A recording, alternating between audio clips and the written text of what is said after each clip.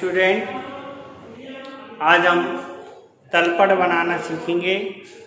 तो तलपट में खाता बही के बाद जो शेष आती हैं उन शेषों को हम तलपट में ले जाते हैं। अगर हमारा डेबिट शेष रहेगा तो तलपट के डेबिट में लिखा जाएगा। खाता बही से अगर क्रेडिट शेष प्राप्त हो रहा है तो उसे हम क्रेडिट में लिखेंगे। लेकिन खाता बही में इस बात को देखा जाता है कि डेबिट साइड में जो शेष आएगा वो हमारा क्रेडिट शेष होता है और क्रेडिट साइड में जो आएगा वो डेबिट शेष होता है। तो खाता में इस बात को ध्यान रखा जाता है, जिस साइड का टोटल ज़्यादा आता है उसकी दूसरी साइड बैलेंस निकलता है। तो जो दूसरी साइड बैलेंस निकलता है वो अपोजिट होता है। जैसे क्रेडिट में अगर शेष निकलेगा तो वो डेबिट शेष होगा और डेबिट में अगर शेष निकलेगा तो क्रेडिट शेष होगा। तो खाता बही से जो हमें डेबिट और क्रेडिट शेष प्राप्त होते हैं उसके लिए एक तलपट, एक सूची बनाते हैं, स्टेटमेंट बनाते हैं, जिसमें हम उल्लिखित कर देते। डेबिट वाले डेबिट में लिख देते डेबिट बैलेंस को, क्रेडिट वाले क्रेडिट में लिख देते। तो इस प्रकार से खाता बही एक सूची होती है जो खातों के खाता बही के शेषों से तैयार की जाती है, जिसे तलपट या गणितीय शुद्धता के लिए तैयार किया जाता है कि हमारे प्रारंभिक बहियों में कोई गणितीय अशुद्धि नहीं है। तो देखें, तलपट बनाने के लिए 4 कॉलम बनाए जाते हैं। एक पर्टिकुलर्स का, एक एलएफ का, एक अमाउंट डेबिट, एक amount credit.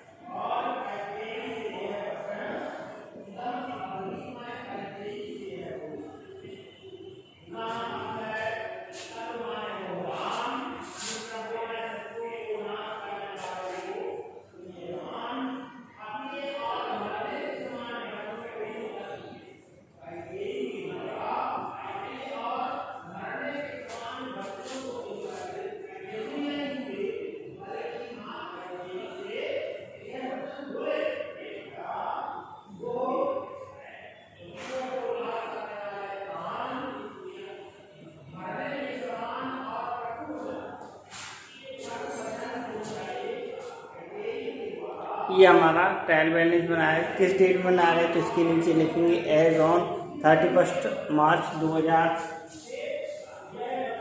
As on 31 March 2016। सबसे निम्नलिखित शेषों से 31 मार्च 2016 को सही एवं उपयुक्त रूप से तलपट बनाइए। सबसे पहले क्रय, परचेज हमारा डेबिट होता है, डेबिट बैलेंस होता है, तो परचेज अकाउंट।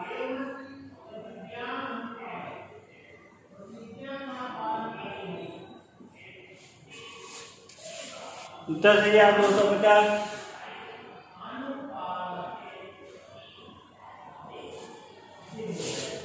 दूसरा है विक्रय, सेल्स हमारा क्रेडिट होता है।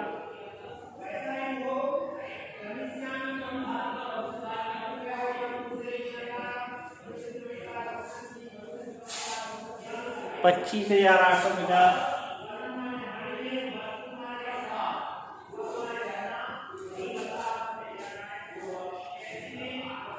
ओपनिंग स्टॉक हमारा डेबिट होता है 3800।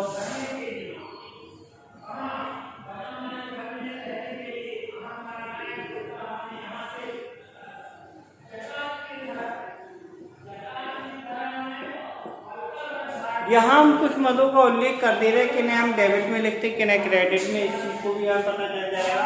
तो डेबिट में हमारी क्या आ जाती है, संपत्ति, क्रय आएगा, स्टॉक आएगा, खर्चे, किराया, कर, इस तरीके से ये डेबिट और हानि कर गया। अगर ये चीज़ें हैं तो डेबिट में। क्रेडिट में हम रखते विक्रय, दायित्व, यानी लेनदार,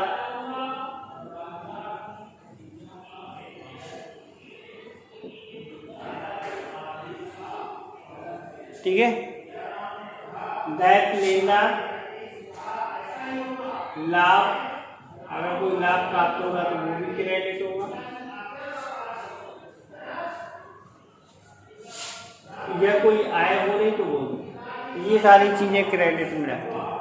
अब आगे देख रहे हैं, मजदूरी हमारा खर्च है तो डेबिट में लिखेंगे वेजेस अकाउंट। मजदूरी कितना दिया है, मजदूरी दिया है 2600।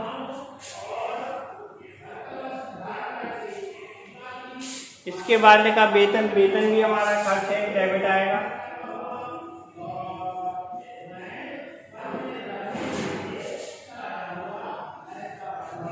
$3400।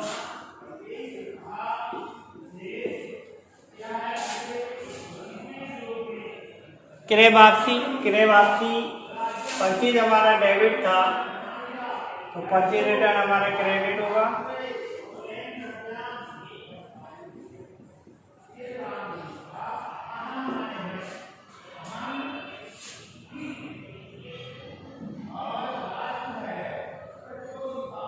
परचेज रिटर्न का अमाउंट है 2350।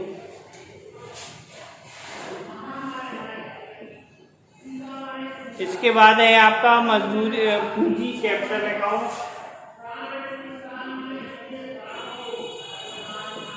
कैपिटल अकाउंट हमारा क्रेडिट होगा, हमारी लायबिलिटी है, कितना है 40,000।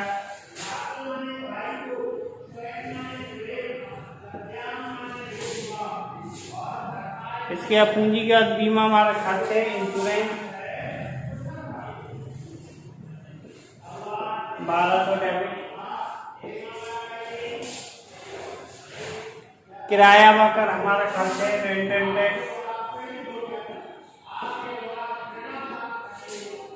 डेबिट 2400।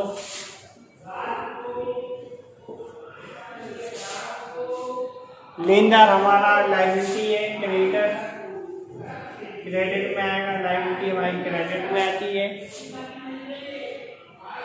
6700।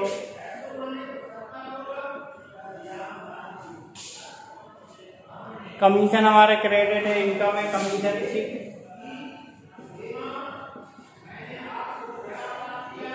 Commission receipt. अगर कमीशन पेड होता तो खर्च होता तो क्रेडिट है 500।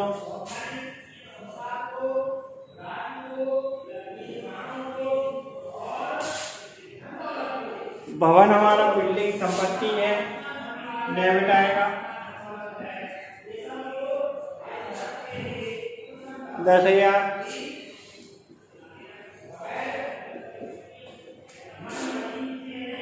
देनदार हमारी संपत्ति है, डेटर्स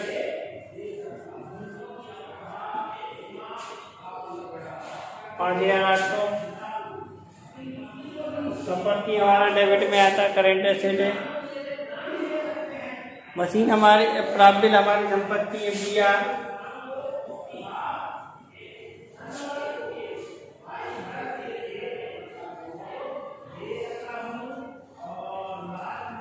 4,000।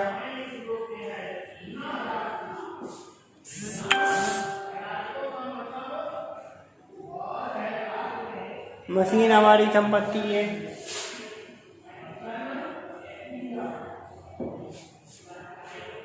15,000।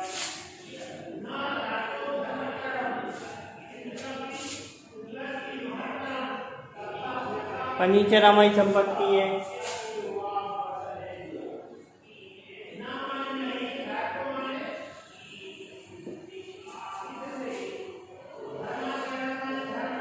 4,500। हम थोड़ा कैमरा नीचे कर रहे हैं, कुछ मदद छूट रही हैं क्योंकि ये फॉर्मेट थोड़ा बड़ा है, ये ठीक है। विनियोग पर बाद इंटरेस्ट ऑन इन्वेस्टमेंट,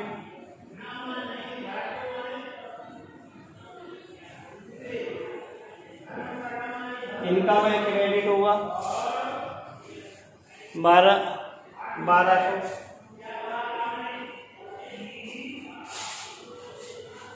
इसके बाद विनियोग हमारी संपत्ति इन्वेस्टमेंट।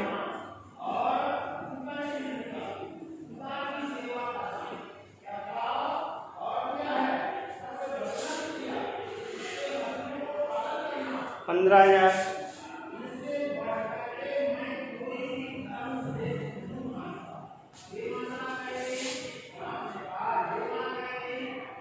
इसके बाद विक्रय वापसी और बट्टा, दो चीजें रह गई। थोड़ा और नीचे कर रहे हैं। विक्रय वापसी और बट्टा। विक्रय वापसी हमारा डेबिट होगा, सेल्स हमारा क्रेडिट था, तो सेल्स रिटर्न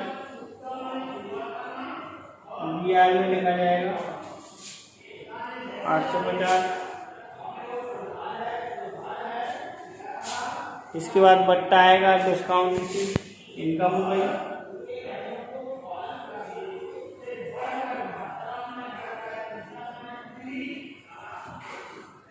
क्रेडिट में आएगा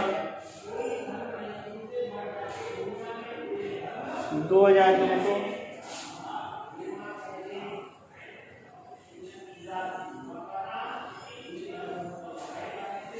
इसके बाद हमें टोटल करना होता है, टोटल करेंगे।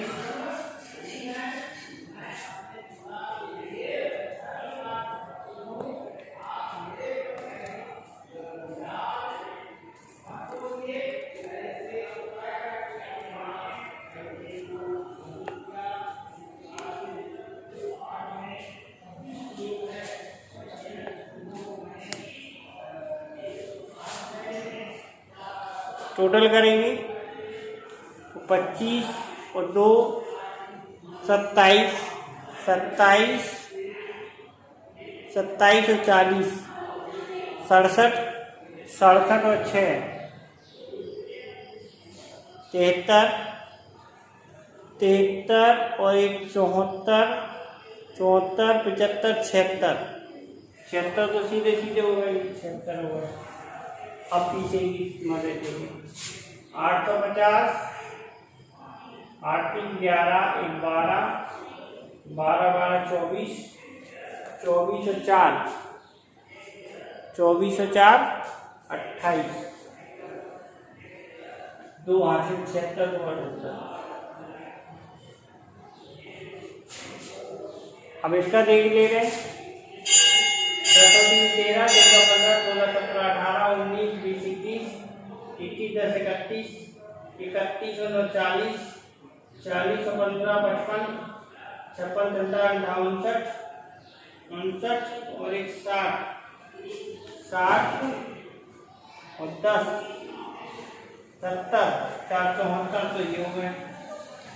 74 पीछे का देखें 250, 1000, 1001, 2000, 2650, 2650 और 700, 2708, 35, 35 पर 40, 40 और 8 48, 48।